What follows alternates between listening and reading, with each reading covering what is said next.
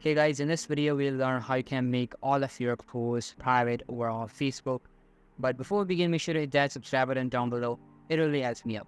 So first of all, open up your Facebook application on your device and simply log in with your account.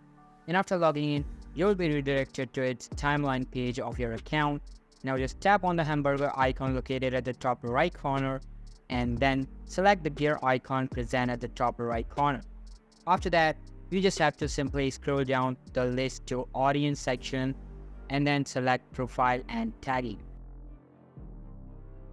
Here, just toggle all of the options to only me. Once you do that, all of the posts present over on your profile will get hidden from everyone. And also make sure that the reviewing option is enabled so that you can review all of the posts you are tagged in. And that's how you can make all of your posts private over on Facebook.